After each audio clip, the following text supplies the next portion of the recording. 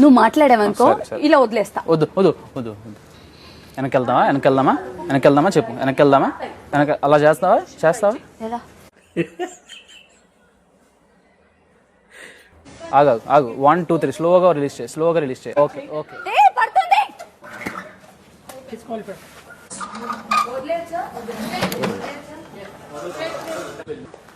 నాకు చెప్పడానికి రాకో కళ్యాణ్, నువ్వు నీది డౌన్ వచ్చింది అక్కడ. డౌన్ అయిపోయావరా? ఫుల్ నేను డౌన్ అవ్వలేదు, నా సైడ్ నుంచి పడింది అక్కడ. నేను దించట్లేదు, నువ్వు ఫుల్ డౌన్ చేసేసి ఒకేసారి.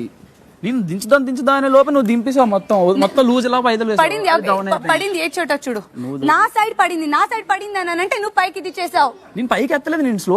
నువ్వు దించేయడం వల్ల లూజ్ అయిపోయిందిరా. అరే వీడికి ఆటమే గేమ్ రాదు.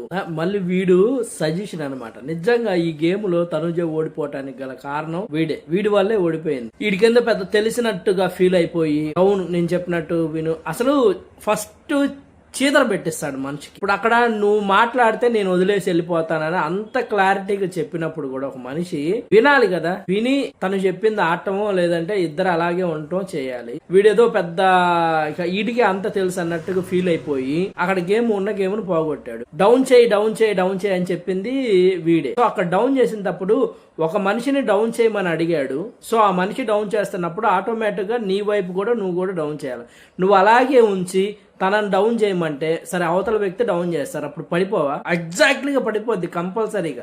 మళ్ళీ నేను చెప్పాను నువ్వు అంటే నేను వంచక ముందే నువ్వే ఉంచావని చెప్పేసి మళ్ళీ తనుజ మీదే తిప్పేస్తున్నాడు అనమాట. అసలు నిజంగా లిటరల్ ఈ గేమ్ లో తనుజ ఓడిపోవటానికి గల కారణం ఇతగాడే. వీడికి ఆడటం రాదు ఫస్ట్. ఏం మనిషో వీడు, అసలు వీడిని ఏమనాలో కూడా నాకు అర్థం కావట్లేదు.